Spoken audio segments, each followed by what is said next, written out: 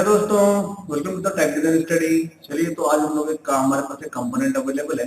तो इस कंपोनेंट को देख के ही आपको समझ में आ रहा होगा कि this is nothing but automobile component. भाई हमारे पास अगर ऑटोमोबाइल का कोई कंपोनेंट है, फॉर एग्जांपल कार का या बाइक का या फिर किसी भी तरह का ऑटोमोबाइल का अगर कंपोनेंट है जो कि व्हीकल्स वगैरह में यूज होने वाला है, ठीक है। जनरली अगर मैं उसका अगर आपसे पूछूं कि what is the material, material क्या होगा इस कंपोनेंट के लिए, है ना।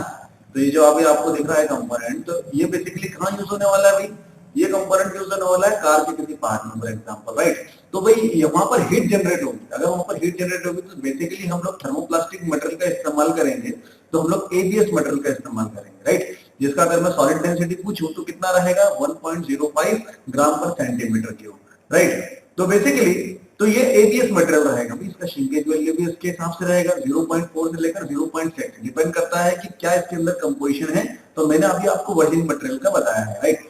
अब चलो, मैं जब आपको आपसे आपसे जब भी कभी कोई मोल्ड को डिजाइन करते हैं तो सबसे पहले मैं आपको क्या कहता हूँ कि उस कंपोनेंट को पहले ध्यान से देखिए और किस तरह से उसका मोल्ड बनेगा, उस चीज को थोड़ा सा समझेंगे। तो अभी इसका मोल्ड तो ठीक है, पहले हम लोग इसके लिए क्या करेंगे, पहले हम लोग इसके लिए साइड कोर क्रिएट करेंगे, कोर और कैविटी क्रिएट करेंगे, राइट। तो उस चीज को पहले समझते हैं। तो भाई इसकी पोजीशन कैसी होगी, चलो समझते हैं। देखो यहाँ पर जब मैं इस कंपोनेंट को जब देखता हूँ तो कंपोनेंट में आपको ये रूल्स और गसेट्स नजर आते हैं, राइट। तो मतलब ये वाला जो आपका पोजीशन रहेगा ना, ये कैविटी साइड में जाने वाला है, ये वाला कैविटी साइड में जाएगा, है ना। रनर पोजीशन अगर मैं देखूंगा तो where will be the runner and the gate position. तो देखो गेट पोजीशन यहाँ पर रहने वाली है, देखते हैं where will be the gate position.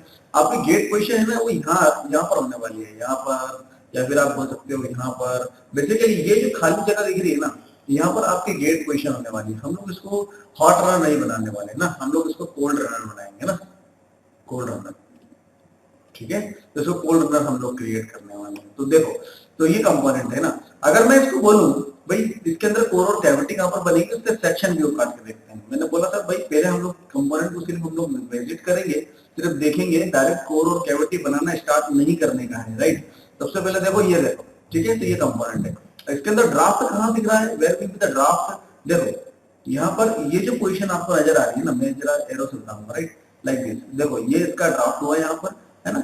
यहाँ पर ये इसका एक पोर्शन हुआ और उसके बाद ये वाला ड्राफ्ट हुआ। मतलब अगर अगर देखो, अगर सेक्शन व्यू से, तो this is the cavity part, this is the cavity part, है ना। और नीचे वाला पोर्शन अगर आप देखोगे, यहाँ से देखो ये वाला जो पोर्शन दिखेगा यहाँ से लेकर यहाँ तक का, और यहाँ से लेकर मे भी यहाँ तक का। और अगर ये वाला पोर्शन आएगा तो ये आएगा हमारा कोर वाला पोर्शन, राइट। ये हमारा कोर वाला पोर्शन आएगा। अच्छा, और क्या आएगा भाई, यहाँ पर देखो, यहाँ पर एक पोर्शन आने वाला है, जब यहाँ एक पोर्शन आने वाला है, ये हमारा साइड कोर रहेगा, है ना, साइड कोर रहेगा, ठीक है। और देखते हैं क्या चीज आ सकती है भाई, यहाँ पर इधर भी एक पोर्शन आ सकता है क्या, देखते हैं। अब देखो जरा, है ना, इसको जरा अगर मैं यहाँ से हटाऊं, अगर मैं यहाँ से हटाऊं तो यहाँ पर हमारे क्या बनेंगे, दो साइड कोर यहाँ पर भी हमारे क्रिएट होंगे। देखो क्यों, क्योंकि यहाँ पर अंडरकट है। देखो this is nothing but this is the undercut. Component का पार्ट हो सकता है लेकिन this will be the undercut, है ना। इसको अगर मैं सेक्शन व्यू में अगर काट के देखूं तो सेक्शन व्यू में कुछ आपको इस तरह से नजर आएगा। मैं इस तरह से बना के देखता हूँ, देखो यार, like this, this is nothing but this is the undercut, this is the undercut, right. तो ये हमारे किसमें निकलेंगे, साइड कोर में निकलने वाले हैं। मतलब नॉर्मल तरीके से कोल्ड रन हम लोग मोल्ड अगर क्रिएट करेंगे इसके लिए तो इतना आसान नहीं है, इसके लिए पार्टिंग लेना और पार्टिंग सरफेस को जनरेट करना, राइट। तो जैसे फॉर एग्जांपल ये वाला पोर्शन जो आएगा, ये हमारा किसमें जाएगा, ये कैविटी पोर्शन में। तो इसका जो हमारा पार्टिंग सरफेस और पार्टिंग लाइन जो क्रिएट होगी ना, वो लाइक इस तरह क्रिएट होगी, राइट। इससे मैं क्या करूंगा, एक ब्लॉक जनरेट करूंगा, है ना। इससे मैं क्या करूंगा, एक ब्लॉक जनरेट करूंगा। दिस इज द कैविटी वाला पोर्शन, राइट। यहाँ से ये वाला जो पोर्शन रहेगा, ये जो पोर्शन पूरा का पूरा रहेगा, ये किसमें जाएगा, ये साइड कोर में जाने वाला है। देखो ये साइड कोर में जाएगा, राइट। तो ये इस तरह से रहेगा। इसका साइड कोर को हम लोग देखें किस तरह से इसका साइड कोर रहेगा। देखो तो ये इसका साइड कोर है, see, this is nothing but this is the side core. देखो जरा ध्यान से, देखो ये साइड कोर। अगर मैं इस कंपोनेंट को अगर थोड़ा सा मूव करवाता हूँ तो मूव करने के बाद ये देखो कुछ इस तरह से नजर आएगा। ठीक, वैसे तो मुझे साइड कोर को मूव कराना चाहिए, तो मैं साइड कोर को ही मूव कराता हूँ, चलो, ठीक है।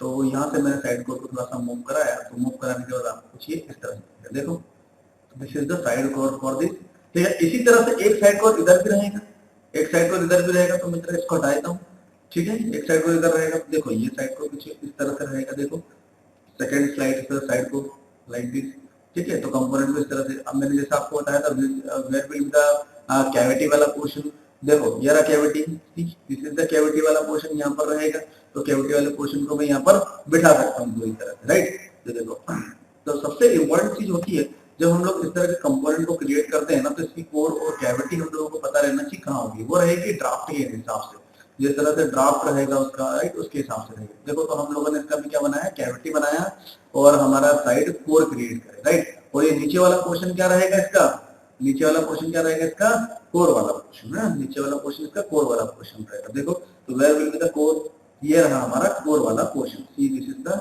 कोर, जो कंपोनेंट की कुछ ज्योमेट्री को क्रिएट करेगा। देखो, ये हमारा कोर वाला पोर्शन हो गया, ठीक है। अब उसके बाद भी ये वाला पोर्शन बचता है, तो ये अगेन एक साइड कोर होगा, this is the side core 1, side core 2 and the side core 3, तो where will be the side core 3, this is the side core 3। तो इस साइड कोर 3 को हम लोग कहां पर पूरा लगा देंगे भाई, यहां पर हम लोग इसको फिक्स कर देंगे, सी।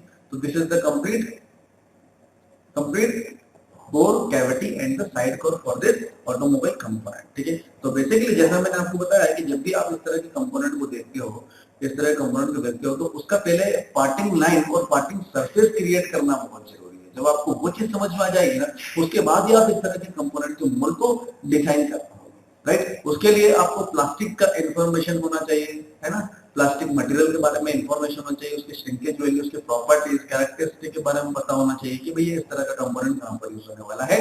और फर्स्ट ऑफ ऑल आपके सॉफ्टवेयर पे बहुत अच्छी कमांड होनी चाहिए, है ना, सॉफ्टवेयर पे आपकी बहुत अच्छी कमांड होना चाहिए भाई, सरफेसिंग पे आपकी अच्छी कमांड होना चाहिए, सरफेसिंग की अच्छी कमांड होगी तभी आप इस तरह के कंपोनेंट की कोर और कैविटी और साइड कोर और सभी चीजों को जनरेट कर पाओगे, ठीक है। तो भाई अगर मैंने इस कंपोनेंट के लिए कोर और कैविटी को जनरेट किया है, क्रिएट किया है, तो ये 2 या 3 घंटे का काम नहीं है, मतलब इसमें मुझे समय लगा है, टाइम लगा है, राइट। तो हमेशा याद रखिएगा, सिंपल कंपोनेंट रहते हैं तो उसके लिए तो हम लोग बना सकते हैं, लेकिन क्रिटिकल कंपोनेंट रहेंगे तो उसमें हम लोगों को टाइम लगेगा, ठीक है। तो this is the core and cavity and the side core of this type of automobile component, okay.